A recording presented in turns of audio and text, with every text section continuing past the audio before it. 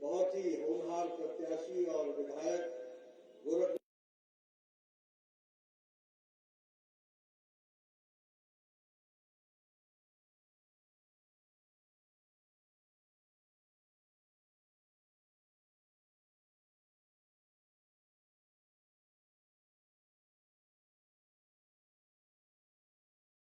जी, हमारे बहुत ही होनहार प्रत्याशी और विधायक गोरखनाथ जी, हमारे राधेश्याम जी त्यागी जिला महामंत्री, राघवेंद्र जी, अर्जुन सिंह जी, अजय तिवारी जी, देवेंद्र सिंह जी, बंशीधर शर्मा जी, हमारे अवधेश पाठक जी, पवन सिंह जी और हमारे संतोष सिंह जी, सम्मानित मंच और यहाँ अपने मिल्कीपुर में इतनी बड़ी संख्या में एकत्र आए बुजुर्गों, माताएं, बहनें, देवी और सज्जनों, मीडिया के मेरे साथी, प्रिंट मीडिया और इलेक्ट्रॉनिक मीडिया के साथी, आज मैं अयोध्या जिले में आया हूं और यहाँ आओ और जय श्री राम के नारे न लगे। मैं जोर से बोलूंगा, आप सब जवाब देंगे। तो जय श्री राम, जय श्री राम, जय जय श्री राम। इस पावन भूमि को नमन करते हुए, रामलला की भूमि को नमन करते हुए, हमारे पावन नदी सरयू को नमन करते हुए मैं अपनी बात को प्रारंभ करता हूं। मित्रों, चुनाव की दृष्टि से मुझे आने का और आप सबके दर्शन करने का सौभाग्य मिला। ज्यादा समय न लेता हुआ कुछ समय में ही सारी बातें रखना चाहूंगा। पहली बात कि चुनाव में हर एक कोई आपको लोग लुभाने वाले वायदे करते हैं, चाहे कोई राजनीतिक दल है या पार्टी है या नेता है। दिक्कत इस बात की आती है कि मतदाता कैसे तय करे कि कौन सही है कौन गलत है। क्योंकि आज तो सब लोग बात कर रहे हैं, क्या समाजवादी पार्टी इतनी लुभावनी बातें करती है जिसका कोई ठिकाना नहीं। क्या कांग्रेस पार्टी जैसे देश का भला उन्होंने ही किया था, इस तरह की बात करते हैं। मैं सब लोगों को कहता हूं कि कभी भी वोट इस आधार पर मत दो कि कौन क्या करेगा। वोट का आधार यह होना चाहिए कि कौन पार्टी और कौन व्यक्ति पीछे क्या करता रहा है, उसको आधार मान करके आगे की तय करो। इस रणनीति को समझना चाहिए। इसका मतलब ये हुआ कि कर्म के आधार पर जो पार्टियां खड़ी उनको ही हमको ध्यान में लेकर के चलना चाहिए। और जब मैं ये बात आपको कहता हूं तो उसका सीधा अर्थ होता है कि क्या हम सिर्फ गोरखनाथ जी को विधानसभा में भेजने के लिए वोट डाल रहे हैं? क्या हमने लल्लू सिंह जी को वोट इसीलिए डाला था कि लल्लू सिंह जी सांसद बन जाए? ये उद्देश्य सत्ता में हो सकता है, कांग्रेस में हो सकता है। भारतीय जनता पार्टी ने कभी भी वोट किसी व्यक्ति को उसको विधानसभा या लोकसभा में पहुंचाने के लिए नहीं होता। वोट इसलिए होता है कि उनके माध्यम से प्रदेश की और देश की तस्वीर और तकदीर बदलनी है, इसके लिए होता है। और फिर मैं सिर्फ भाषण के लिए नहीं कह रहा। अभी आपके सामने गोरखनाथ जी ने गिना दिया जनधन खाता, किस तरीके से बिचौलियों को समाप्त किया गया, किस तरीके से विकास की योजनाओं को आगे बढ़ाया गया। फिर इन्होंने बताया कि बिजली 2 दिन में एक बार आती थी, आजकल बिजली 18 घंटे रहती है, 16 घंटे रहती है। इन्होंने ये भी बताया कि 18,000 गांव को 1,000 दिन में बिजली पहुंचाई गई। इन्होंने ये भी बताया कि घर घर बिजली पहुंचाई गई, 2.5 करोड़ से ज्यादा लोगों के घरों में बिजली पहुंचाई गई। और ये अपने शायराने और कविता के अंदाज में कनेक्शन कनेक्शन कनेक्शन कह रहे थे। ये कनेक्शन जब आपका इनसे कनेक्शन जुड़ा तो इन्होंने विधानसभा में कनेक्शन जोड़ करके बिजली यहां पहुंचाई। इस बात को हमको याद है।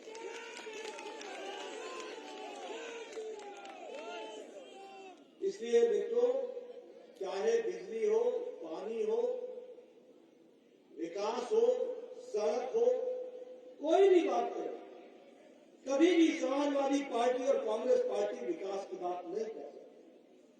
दम ही नहीं है।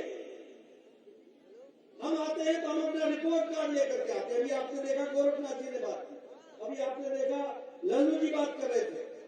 इन्होंने मेडिकल कॉलेज यहाँ दिया मुझसे, इन्होंने यहाँ पर स्वास्थ्य केंद्र लिए, आज सड़कें बनाने के लिए नितिन गडकरी से बातचीत करके किया। अयोध्या के लिए 131 या 33 करोड़ रुपए, 135 करोड़ रुपए सिर्फ अयोध्या के विकास के लिए महेश शर्मा जी जो मंत्री थे तो उनसे लेकर के आपको विकास करें। ये रिपोर्ट कार्ड लेकर के आने की ताकत किसी और में नहीं है। ये ताकत है तो भारतीय जनता पार्टी में है और मोदी जी के नेतृत्व में काम करने की ताकत। Ganga expressway, Bundelkhand expressway, Gorakhpur expressway, 4 लेन, 6 लेन, ये सड़कों का जाल, आप बताइए आपके यहाँ सड़कों का जाल बिछ रहा है कि नहीं बिछ रहा है? बिछ रहा है कि नहीं बिछ रहा है? ये है, इसलिए भेजना है गोरखनाथ जी को, उसको आगे बढ़ाने, इसलिए भेजना है। अभी all India institute of medical sciences 2 खुल गए आपके यहाँ, 5 साल के अंदर 2 all India institute of medical sciences. मैं जब स्वास्थ्य मंत्री बना था तो उत्तर प्रदेश में 2014 में 22-23 करोड़ की जनसंख्या और 15 मेडिकल कॉलेज थे आपके। आज हम फख्र से कह सकते हैं कि मोदी जी ने उत्तर प्रदेश में सबसे ज्यादा मेडिकल कॉलेज खुले हैं, 59 मेडिकल कॉलेज खुले हैं, 59 मेडिकल कॉलेज। इसलिए चाहे विकास की बात हो, उनकी सरकार आती है तो क्या आती है, सपा की सरकार आएगी तो फलाने जाति की सरकार है, बसपा की सरकार आएगी तो फलाने जाति की सरकार है, उसी का एसएचओ, उसी का थानेदार, उसी का कप्तान, उसी का जिलाधीश और बाकी सब चाहे जहां जाना है। मैं गलत तो नहीं बोल रहा हूं। आप बताइए, आजकल जो लोग सपा के साथ लगे हुए हैं, ये सब वही है ना जो इंतजार करते हैं कि आएगा ये सरकार तो थाना भी हमारा होगा और जिला भी हमारा होगा और सब डिवीजन भी हमारा होगा, बाकी दुनिया जाए जहां जाना है। ये सबका साथ, सबका विकास, सबका विश्वास, सबका प्रयास, ये भारतीय जनता पार्टी की सोच है, इसको हमको याद रखना चाहिए। समाज के सभी लोगों को साथ लेकर के चलो, सभी को साथ लेकर के चलो।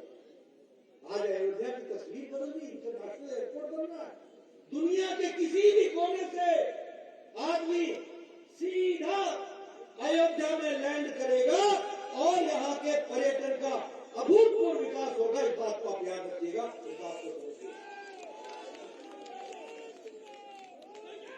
इसलिए विकास का दूसरा नाम भारतीय जनता पार्टी। अगर विकास करना है, हाँ, विकास सपा भी करती है। किसका विकास? परिवार का। एक ही परिवार से 50-50 लोग, कोई एमपी, कोई एमएलए, कोई जिला परिषद का सदस्य, कोई चेयरमैन, कोई ब्लॉक चेयरमैन, कोई चेयरमैन, एक ही परिवार से 50 लोग, वो परिवार का विकास करते हैं, हम लोगों का विकास करते हैं। ये अंतर है, इसको आपको वो परिवारवाद पार्टी है, परिवार से ऊपर सोच नहीं सकती। बाकी सब बजाओ, ढोल बजाते रहो और कुछ नहीं। और देश को खतरा है तो दो तरह की पार्टियों से है, एक रीजनल पार्टी और दूसरी परिवार पार्टी। और देश का नक्शा अभी आपके सामने मैं खींच देता हूं। Jammu Kashmir PDP national conference, दोनों परिवार की पार्टी है। हरियाणा और लोकदल परिवार की पार्टी है। नीचे आओ, समाजवादी पार्टी परिवार की पार्टी है। बीएसपी एक व्यक्ति की पार्टी। आप आगे चले जाओ, वेस्ट बंगाल टीएमसी परिवार की पार्टी। आप नीचे चले जाओ, बीजू पट्टनायक एक व्यक्ति की पार्टी। आप उससे नीचे चले जाओ, तेलंगाना केसीआर परिवार की पार्टी। आप उससे थोड़ा ऊपर आओ, आंध्र प्रदेश केसीआर टीआरएस और टीडीपी दोनों ही परिवार की पार्टियां। आप तमिलनाडु चले जाओ, डीएमके परिवार की पार्टी। आप महाराष्ट्र चले जाओ, शिवसेना परिवार की पार्टी। आप महाराष्ट्र चले जाओ, एनसीपी परिवार की पार्टी, ये सारा देश में और तो छोड़ो, भारतीय राष्ट्रीय कांग्रेस न भारतीय रह गई न राष्ट्रीय रह गई, ये भी परिवार की भाई बहन की पार्टी हो गई है। बाकी सब तबले बजाओ जो ये विचारों की पार्टी अकेली भारतीय जनता पार्टी है। गोरखनाथ को विधानसभा इसलिए नहीं बन गए कि ये विधायक करे, लल्लू जी को इसलिए नहीं भेजा कि वो सांसद करे, इसलिए भेजा था और भेजा है कि तुम जाओ मोदी जी के हाथ मजबूत करो और धारा 370 को धाराशाही करके आओ और कश्मीर को अटूट भारत को बाहर करो। विचारों की पार्टी, ये विचारों की पार्टी, इसलिए नहीं चुना था कि आप विधायक बनेंगे और आप सांसद बनेंगे, इसलिए चुना है कि जाइए मोदी जी के हाथ मजबूत कीजिए और 13वीं शताब्दी का 3 तलाक का काला कानून, जिसको सुप्रीम कोर्ट कहता है कि समाप्त करो, और किसी नेता की न रीढ़ की हड्डी नहीं थी न दम था, तुष्टीकरण की राजनीति कर रहे थे। ये मोदी जी का 56 इंच का सीना था जिसने 3 तलाक को समाप्त करके महिलाओं को आजादी दिलाई। और सुन लीजिए, 3 तलाक पाकिस्तान में नहीं है, अफगानिस्तान में नहीं है, बांग्लादेश में नहीं है, ईरान में नहीं है, इराक में नहीं है, सीरिया में नहीं है, ये सब मुस्लिम देश है। इंडोनेशिया मुस्लिम बहुतायत देश में नहीं है, जकार्ता में नहीं है, ये हमारा ही देश बड़ा महान तुष्टीकरण में चला हुआ था। हमारी मुस्लिम महिलाओं को आजादी दिलाने का काम किया तो नरेंद्र मोदी जी ने क्या किया हमको। हाँ भाई, मैं अयोध्या में खड़ा हूं, आज भव्य राम मंदिर बन रहा है, इसी राम मंदिर को लटकाने का काम कांग्रेस पार्टी करती थी कि नहीं करती? यही राम मंदिर के राम भक्तों पर गोली चलाई थी समाजवादी पार्टी ने कि नहीं चलाई थी? कि नहीं चलाई थी? आजकल अखिलेश मंदिरों में जा रहे हैं, घंटी बजा रहे हैं। मैंने कहा जितनी घंटी बजानी है बजा लो, तुम्हारी बज गई है घंटी। अब पछतावा खोद क्या, जब चिड़िया चुग गई खेत, अब क्या मिलेगा? और कांग्रेस पार्टी को भी मैं कई बार बोलता हूँ, इनके नेता ऐसे हैं जिनको आचमन करना और चरणामृत पीना इसका भी तरीका नहीं मालूम, और ये कभी मंदिरों में गए नहीं, कभी दर्शन नहीं किए, आजकल चंदन लगा करके और गंगा के किनारे खड़े होकर के आरती करा रहे। ये आरती कराना भी बीजेपी ने सिखाया है, इस बात को समझ लेना। ये बीजेपी ने सिखाया तुमको, भारतीय जनता पार्टी के कारण तुमको आगे करना पड़ा।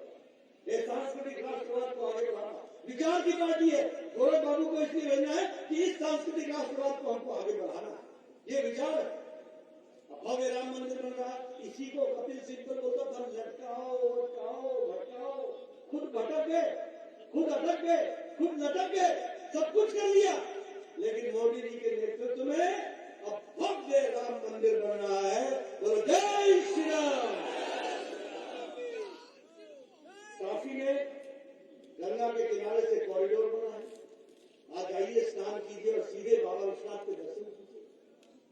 ये अभी सुना रहे थे गोरख बाबू, दीपोत्सव बता रहे थे, दीपोत्सव के साथ मथुरा में कार्यक्रम, भव्य कुंभ, ये सब चीजें बताता है कि किस तरीके से भारत की संस्कृति को उजागर करने का काम हुआ है। इसको भी हमको ध्यान रखना चाहिए। इसलिए भारतीय जनता पार्टी विचारों की पार्टी है, किसी मकसद से काम करती है, देश में परिवर्तन लाने के लिए काम करती है।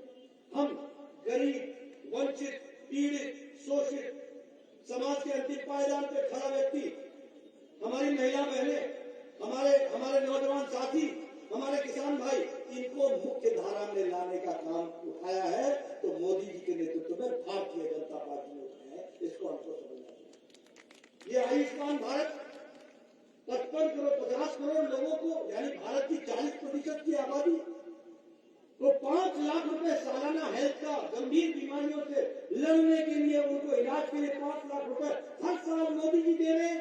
हर 50 करोड़ लोगों को, 40% की आबादी को दुनिया का सबसे बड़ा हेल्थ कवर है तो वो आयुष्मान भारत है, आपको याद रखना चाहिए। और किनको मिल रहा है ये फैसिलिटी?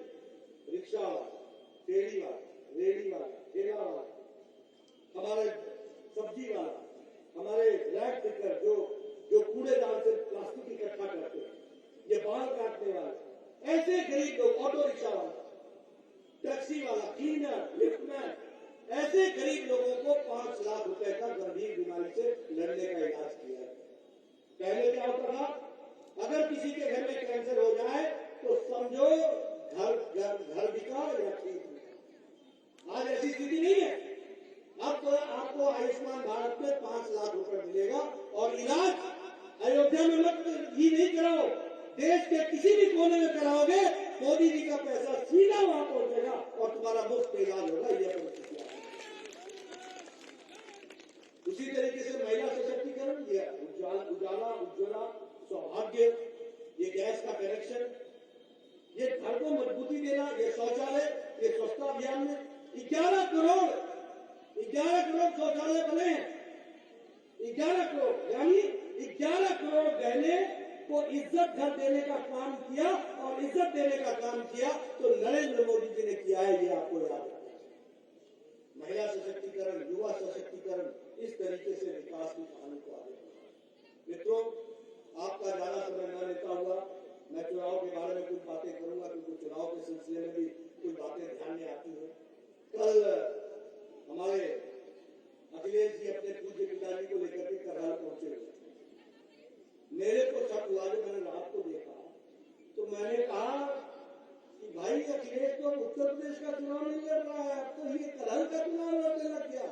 अगर मुलायम सिंह जी को करहल पहुंचाना पड़ा तो इसका मतलब समझो कि बाकी तो गया, अब तो घर बचाने को आ गए हैं। यह परिस्थिति आगे देख रही है, ये तो घर बचाने के लिए आ गए। देखो, राजनीति में तो संदेश होता है। अगर मुलायम जी को आना पड़ गया करहल के और आशीर्वाद देना पड़ा, इसका मतलब उनके पूज्य बेटे जी की हालत धरती खींचती हुई है। और अगर करहल में खींचती हुई है तो उत्तर प्रदेश में क्या? अब उत्तर प्रदेश का तो चुनाव नहीं लड़ रहा। और क्या कहा उन्होंने कहा बीजेपी वाले झूठ बोलते हैं, जो जितना बड़ा नेता है उतना बड़ा झूठ बोलता है। मेरा झूठ भी आप नोट कर लीजिए और हो तो मेरे को और मीडिया वालों को कहेंगे कि वो इसका जवाब दे और पूछे जब अखिलेश बाबू आएंगे। आप बताइए, उनके जमाने में माफिया राज था कि नहीं था? बहु बेटियां असुरक्षित थी कि नहीं थी? आप बताइए, उनके राज में 205 साल के अंदर 200 दंगे हुए कि नहीं हुए? आप बताइए, योगी जी के राज में एक भी दंगा नहीं हुआ। आपको झूठ बोल रहे, हमने आपके सामने सारी बात। आप बताइए, 60 परिवार कैराना से भाग गए थे कि नहीं, पलायन कर गए थे कि नहीं कर गए? उन 60 परिवार वापस आए हैं कि नहीं आए? फिर से बसे हैं कि नहीं बसे? मुजफ्फरपुर दंगे में 93 लोगों की जानें गई थी कि नहीं गई थी? 5000 से ज्यादा लोग पलायन कर गए थे कि नहीं कर गए थे? और हाई कोर्ट ने और सुप्रीम कोर्ट ने कहा अखिलेश की सरकार विफल रही है, प्रशासन चुपचाप देखता रहा है और जो इन लोगों को दंगे को कंट्रोल करना चाहिए था वह प्रशासन नाम की चीज नहीं थी, प्रशासन फेल हो गया। ये सुप्रीम कोर्ट ने कहा। आप बोलते हो आप झूठ बोल रहे हो, ये सुप्रीम कोर्ट का वर्डिक्ट है और झूठ बोल रहा हूं तो मीडिया वालों से बोल करके मुकदमा कराओ मेरे ऊपर। फिर क्या बोला कि संविधान की रक्षा नहीं कर पाएंगे, रिजर्वेशन नहीं रोक पाएंगे, रिजर्वेशन को रोकेंगे। मैं पूछना चाहता हूं, बताइए, पिछड़े आयोग को संवैधानिक दर्जा किसने दिया? मोदी जी ने दिया कि नहीं दिया? मोदी जी ने दिया कि नहीं दिया? आपको किसने मना किया था? आपके पूज्य पिताजी से भारत सरकार में मंत्री थे, किसने मना किया था कि संवैधानिक दर्जा नहीं दो? आप तो खुद पिछड़े वर्ग से आते हैं, आपने क्यों नहीं इसको संवैधानिक दर्जा दिया? आप बताइए, आर्थिक रूप से पिछड़े लोगों को 10% का आरक्षण प्रधानमंत्री मोदी जी ने दिया कि नहीं दिया? आप बताइए, 10 साल के लिए आरक्षण बढ़ाया कि नहीं बढ़ाया? आप बोलते हो संविधान की रक्षा, संविधान की रक्षा की बात मैं करूं। और मैं चाहूंगा कि मीडिया वाले मेरी बात को नोट कर लें और नोट करने के साथ साथ इस बात को पूरी ताकत के साथ लोगों के सामने भी रखें। यह भी आपसे मैं निवेदन करना चाहूंगा। जहां तक 23 नवंबर नोट कीजिएगा 2007 को एक सीरियल ब्लास्ट हुआ था कचहरियों में, एक लखनऊ, अयोध्या और वाराणसी, 3 कचहरियों में एक साथ बम ब्लास्ट हुआ और इस बम ब्लास्ट में 15 लोग मारे गए थे, 50 लोग घायल हुए। इसके साथ साथ आगे चल करके एक स्पेशल टास्क फोर्स ने दिल्ली में 2 लोगों को पकड़ा। एक का नाम था खालिद मुजाहिद, जो जौनपुर का रहने वाला था, और दूसरा था हाकिम तारिक कासमी। ये 2 लोग पकड़े।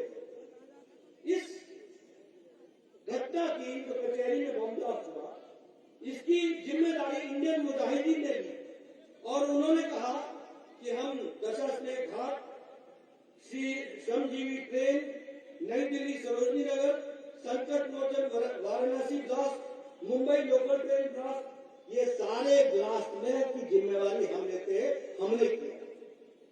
तारिक कासमी पर और खालिद मुजाहिद पर ये सारे केस लगे। ये सारे केस, इन सारे केस पर अखिलेश जी ने 26/4/2012 को बतौर मुख्यमंत्री 15 केसेस आतंकवादियों के खिलाफ से वापस लिए, बतौर मुख्यमंत्री। मेरा आरोप है और मैं चाहूंगा कि मीडिया वाले उनसे पूछें। और इलाहाबाद के हाईकोर्ट ने कहा कि भारत के कानून के तहत आतंकवादियों पर केस है, कोई मुख्यमंत्री ये केस वापस नहीं ले सकता है, ये केस चलेगा। और गोरखपुर के स्पेशल कोर्ट ने आजीवन कारावास तारिक कासमी को सुनाई, ये सजा सुनाई।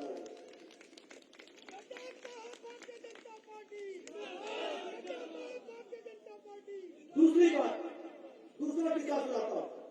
22 मई 2007, 22 मई को गोरखपुर गोलघर में बम ब्लास्ट हुआ। वहां भी 6-7 लोग मारे गए। उसमें भी तारिक कासमी का नाम आया। वो वाला केस भी वापस अखिलेश जी ने इसी तारीख को 26/4/2012 को इस केस को भी वापस लिया। इतना ही नहीं, तारीख नोट करते चलिएगा। 31 दिसंबर 2007 रामपुर में सीआरपीएफ के कैंप पर AK-56 से आतंकवादियों ने हमला किया। 7 सीआरपीएफ के जवान मारे गए, 7 माताओं की कोख सूनी हुई, 7 बहनें विधवा हुई, 7 परिवारों के बच्चे अनाथ हुए। उन पर केस चला। एक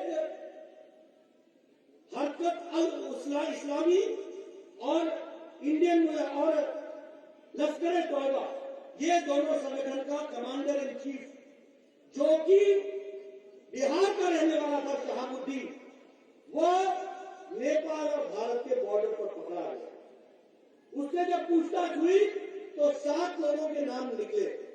उसका भी केस अखिलेश जी ने यही 26/4/2012 को वापस लिया। और दोनों केस में इलाहाबाद के हाईकोर्ट ने कहा कि मुख्यमंत्री, आप ये केस वापस नहीं ले सकते हो, ये आतंकवादी के खिलाफ केस है, ये देश के खिलाफ केस है, इसको तुम वापस नहीं ले सकते हो। केस चला, 4 लोगों को सजाएं मौत हुई और 3 लोगों को आजीवन कारावास हुआ। ये उसमें से।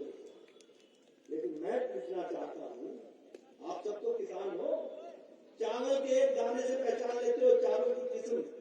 ये नेता की हरकत से नेता की नीयत पहचान में नहीं आती है। ये शपथ लेता है, अखिलेश जी शपथ लेते हैं कि मैं ईश्वर की रक्षा करूंगा, संविधान ईश्वर की शपथ लेता हूं कि मैं संविधान की रक्षा करूंगा। और करते क्या है कि मैं ईश्वर की शपथ लेता हूं कि मैं आतंकवादियों की रक्षा करूंगा। आप ऐसे लोगों को संभालेंगे? ऐसे लोगों को आप यूपी की बागडोर देंगे?